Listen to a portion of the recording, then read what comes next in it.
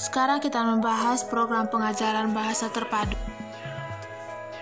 Keterampilan berbahasa terbagi atas 4: menyimak, berbicara, menulis, dan membaca. Hubungan menyimak dan berbicara. Menyimak dan berbicara merupakan keterampilan yang saling melengkapi, keduanya saling bergantung.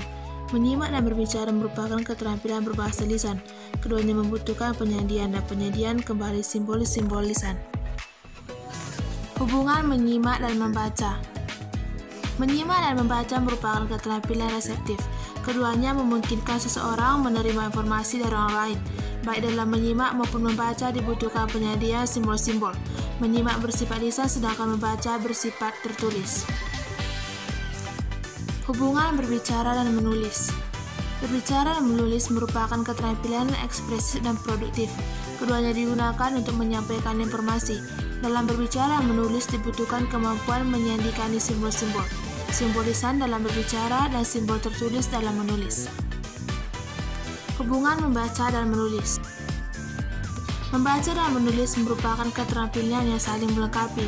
Tidak ada yang perlu ditulis kalau tidak ada yang membacanya, dan tidak ada yang dapat membaca kalau belum ada yang tulis. Keduanya merupakan keterampilan bahasa yang tertulis dan menggunakan simbol-simbol yang dapat dilihat yang mewakili kata-kata yang diucapkan serta pengalaman di balik kata-kata tersebut. Prinsip-prinsip untuk mencapai keterpaduan. Yang pertama, keefektifan komunikasi secara luas sebagai tujuan pembelajaran bahasa di sekolah dasar. Kedua, situasi pembelajaran bahasa menurut konteks. Tiga, memaksimalkan hubungan antar keterampilan berbahasa.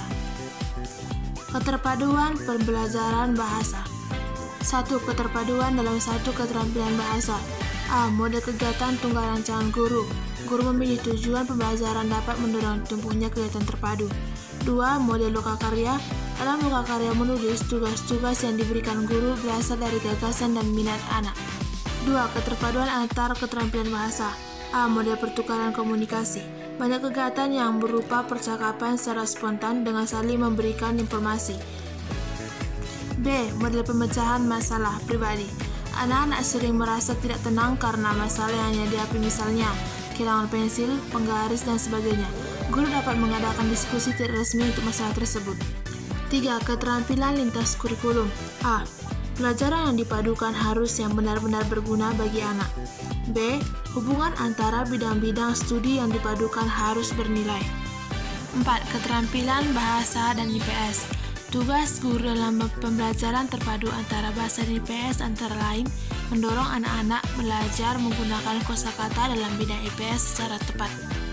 Tugas yang harus dilakukan guru dalam kegiatan yang dilakukan oleh anak-anak. A. Memberi kesempatan kepada anak-anak untuk berpikir secara kritis mengenai materi IPS. B. Memancing pendapat anak. C. Menolong anak-anak membuat pertanyaan. D. Menyediakan sumber-sumber yang dapat digunakan oleh anak-anak untuk berinquiry. 5. Keterampilan bahasa dan IPA. Pembelajaran IPA mengandung 4 hal. A. IPA sebagai cara berpikir.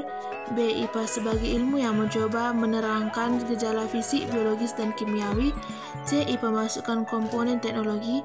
D. IPA melibatkan perilakuan pendidikan. IPA antara lain menghubungkan antara pengetahuan dan perilaku. 6. Keterpaduan bahasa dan matematika.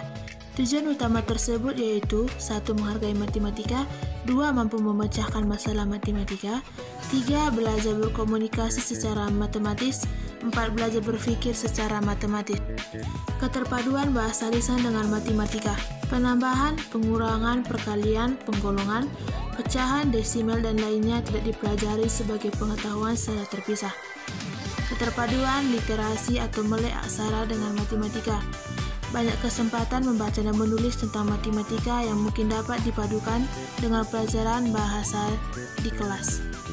7. Keterpaduan bahasa, seni dengan seni rupa, musik, dan tari. Bahasa dan seni merupakan sarana manusiawi untuk menyatakan dan menyampaikan makna. Bahasa yang bersifat linier dan seni yang non-linier.